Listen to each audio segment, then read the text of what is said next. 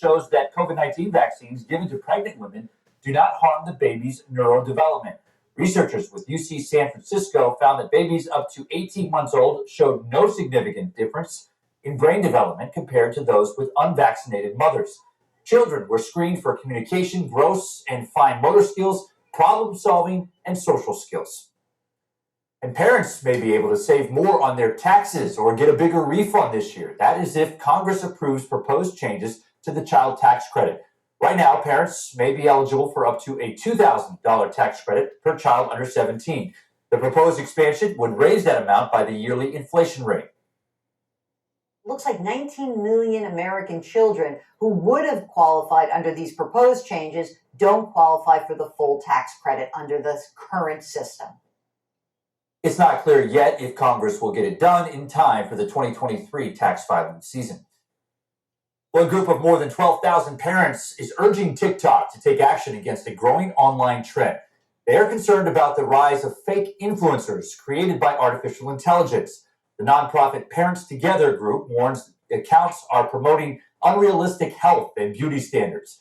Leaders sent TikTok a letter demanding the app make it easier for users to identify AI accounts. When that influencer pops up, oh yeah, this is an AI influencer.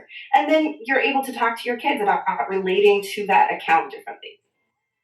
A TikTok spokesperson said it requires creators to label all AI-generated content that contains realistic images, audio, or video. It says that it's also working on technology that would automatically label videos that use artificial intelligence.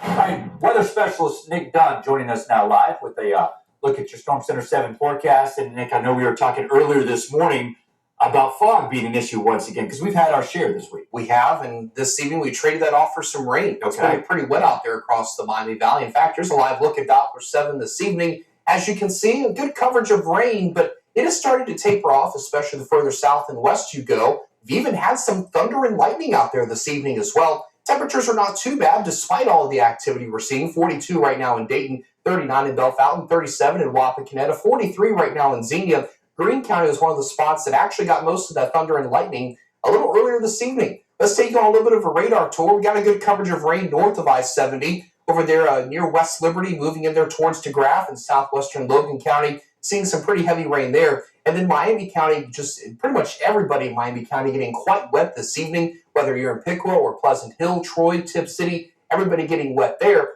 And then to the south, this is where we've had the thunder and lightning this evening. If you watch right at the beginning of the loop, you probably see a couple little lightning bolts there in eastern Greene County. Those have since dissipated, and this band of rain continues to lift off towards the northeast. And this is all part of a storm system that has been slowly working its way towards us through the day.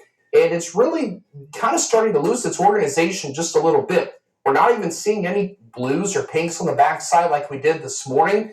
And so it was going to be interesting because I don't think we're going to see the snow chance really materialize for us as we get into Sunday morning. But you'll find a few more breaks in the rain through the rest of tonight. But you'll also find a few more rounds of rain starting to continue to drift their way there towards the northeast across here. So let's break down our forecast confidence, because for the rest of tonight, that rain chance is going to stick with us, and I'm pretty confident that that's going to stick around even into Sunday morning as well. The snow chances, not a very good confidence that this is going to pan out, but a few of us could still see some snow.